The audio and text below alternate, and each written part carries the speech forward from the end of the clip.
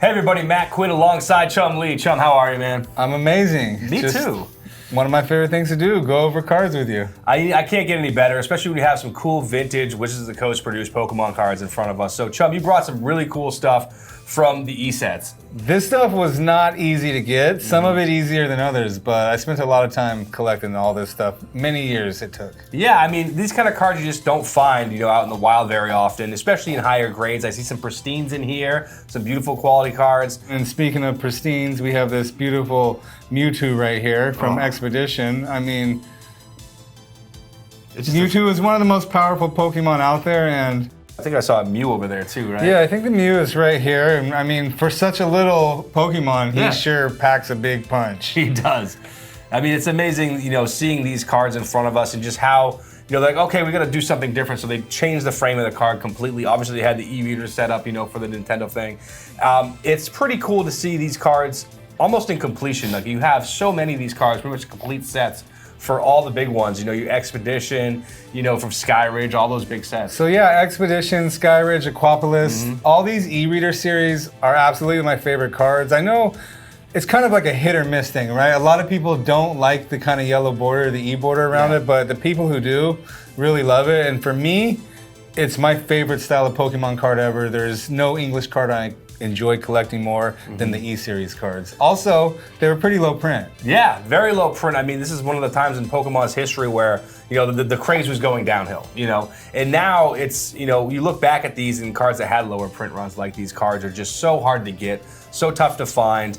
I mean, and then the cool thing about this too is obviously with Legendary Collections you had the reverse holos introduced, and then these kept that trend going. So you have the reverse holos for like the Charizard, the Skyridge Charizard, one of the most coveted cards in all of Pokemon collecting. Yeah, Charizard is always going to be like the most coveted collected Pokemon card.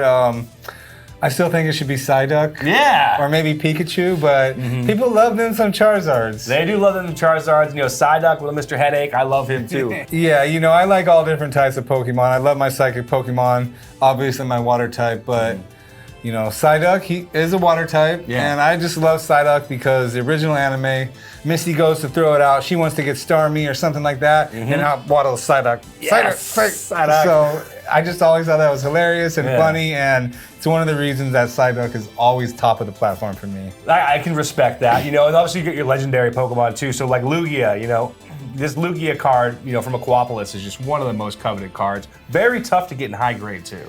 Yeah, is there any reason why it's so tough to get in high grade? The holo in these cards is just easily scratched, just the way the cards were manufactured. Sometimes the bending and the curling of the cards, like you see that sometimes when they naturally curl just over time. And these cards would have that, and depending on where the curl is, you can easily pick up just surface damage that way.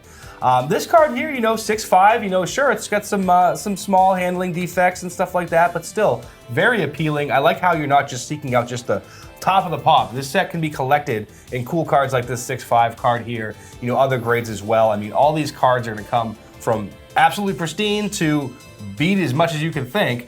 And it just depends on what your budget is and how you want to get into collecting these. Well, to have a collection of all pristines would be amazing, but for me it's about getting all my cards graded.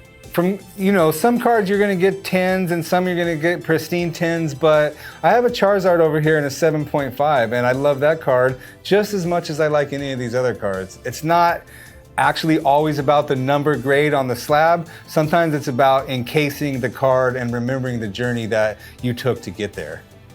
I really like collecting these e-readers. I mean, it's the end of an era, right? WotC's on the way out, the print runs were a lot smaller, and Pokemon was losing steam. Fast forward today, it's not the case, but this stuff is a lot harder to find, especially sealed. So when I find a card, it's all the more special to me. Yeah, I mean, these cards just speak to people. I mean, the E-Series cards, I mean, you look at it, you had a couple sets, obviously Expedition, Aquapolis, Skyridge. You get the cool reverse holos too in this set, like Legendary Collection. I mean, there's just something for everyone in collector interest, and then you have all the iconic Pokemon in here. I mean, obviously we see the Psychic ones, which I know you like. I love my Psychic decks. No, definitely. And obviously I like this Lugia, the Legendary Lugia. I mean, obviously the grade's not that important. I think the card, like you said before, if you really love the passionate about the card, you can grade it.